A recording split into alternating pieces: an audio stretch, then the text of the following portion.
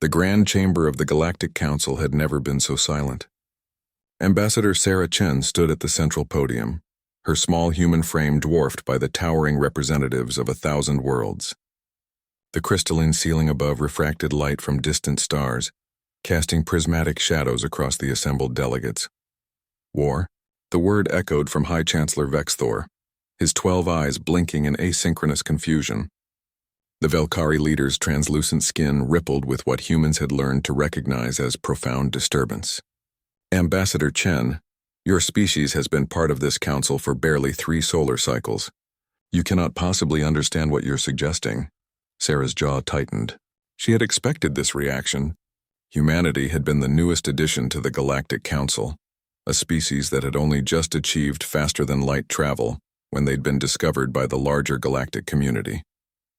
For 3 years, they had been the students, the observers, the children learning at the feet of civilizations millions of years older.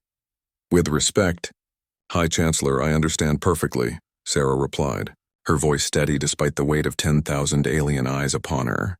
For 6 months, the Zathari swarm has been consuming worlds at the edge of Council space. 47 planets, billions of lives. And what has this council done?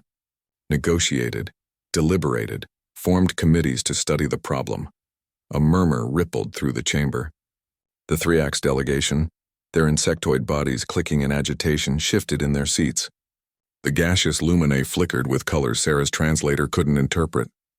Council Representative Jormal of the 3X stood, his mandibles clicking rapidly. The human speaks out of turn.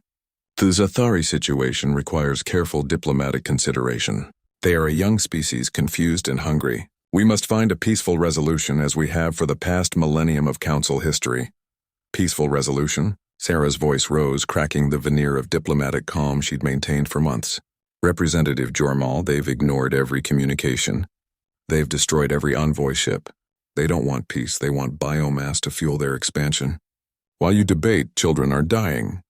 The last word hung in the air like a curse. The concept of children, young, developing offspring requiring protection, was universal across most species, even if the specifics varied wildly. It was one of the few truly galactic values.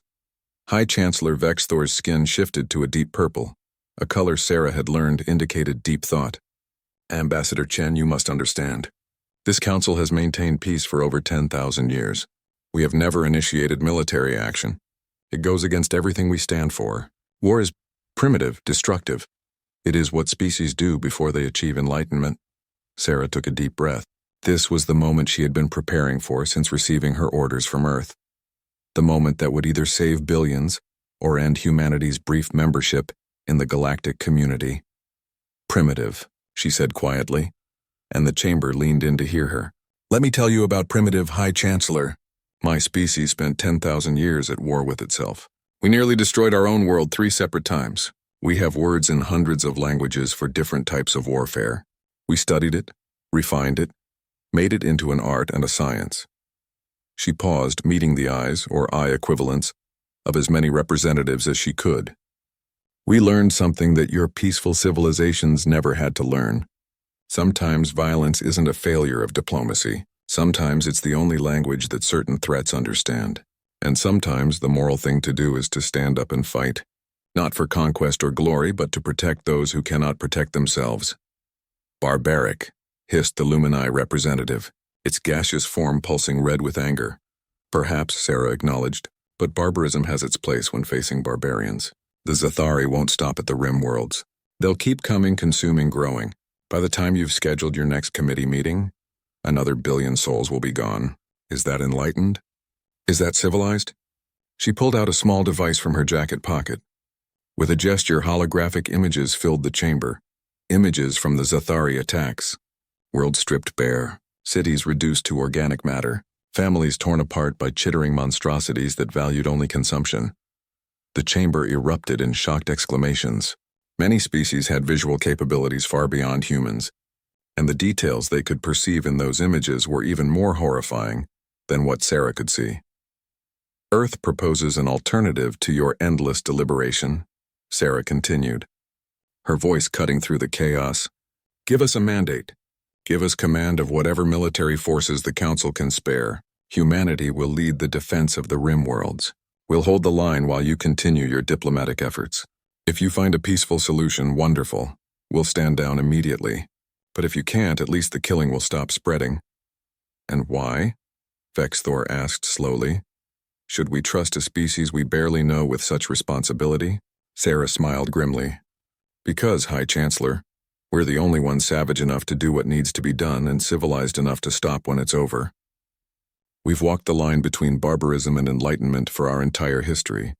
We know exactly how much violence is necessary and when to put the sword away. She swept her gaze across the assembly one final time. The Zathari are at your door, representatives. You can open it and invite them for tea, or you can let humanity guard it while you figure out how to make peace. But make no mistake, the door will open one way or another. The only question is whether you'll have any worlds left when it does. The silence that followed was absolute. Then slowly a single delegate stood, Representative Shalna of the Karathi, a species known for their wisdom and long memory. I vote to grant the human mandate, she said simply. Sometimes the old ways fail. Perhaps it's time to try something new. One by one, others began to stand. Sarah Chen closed her eyes briefly, feeling the weight of what was to come. Humanity had just volunteered to become the galaxy's shield, the violent protectors of a peaceful civilization. It was a role they'd played on Earth countless times throughout history. Now they would play it on a galactic stage. It's time for war, she whispered to herself, so that peace can endure.